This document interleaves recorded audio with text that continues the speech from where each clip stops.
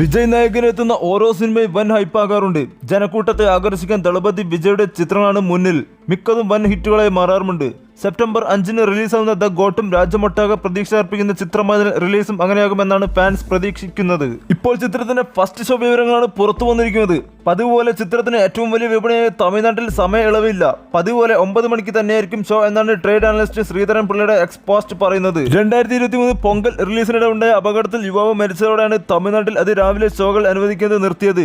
Jailer, Leo എന്നീ ചിത്രങ്ങൾക്ക് പോലും പുലർച്ചെ ഷോ അനുവദിച്ചിരുന്നില്ല. US-ൽ ഇന്ത്യൻ സമയം രാവിലെ 6 മണിക്കാണ്. അതായത് US സമയം സെപ്റ്റംബർ 4 രാത്രി 8:30 ആദ്യ ഷോ.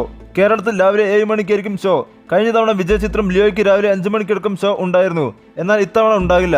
അതേസമയം കർണാടകയിലും 7 മണിക്കായിരിക്കും ഷോ എന്നാണ് ശ്രീധർ പിള്ള പറയുന്നത്. സയൻസ് ഫിക്ഷൻ ആക്ഷൻ ഗണത്തിൽപ്പെടുന്ന ചിത്രം സംവിധാനം ചെയ്തിരിക്കുന്നത് വെങ്കട് പ്രഭു ആണ്. അച്ഛനും മകനുമായി ഡബിൾ റോളിലാണ് ചിത്രത്തിൽ വിജയ് എത്തുന്നത്. മീനാക്ഷി ചൗധരി നായികവേഷം ചെയ്യുന്ന ഈ ചിത്രത്തിന്റെ താരനിരയിൽ പ്രശാന്ത്, പ്രഭുദേവ, ജയറാം, അജ്മൽ അമീർ, മോഹൻ, യോഗി ബാബു, VD ഗണേശ്, അഞ്ജന കീർത്തി, ഗഞ്ചാകുറുപ്പ് എന്നിവരുമുണ്ട്. ഈ ചിത്രം കേരളത്തിൽ വിതരണം ചെയ്യുന്നത് ശ്രീ ഗോകുലം മൂവീസിന്റെ ബാനറിൽ ശ്രീ ഗോകുലം ഗോപാലൻ.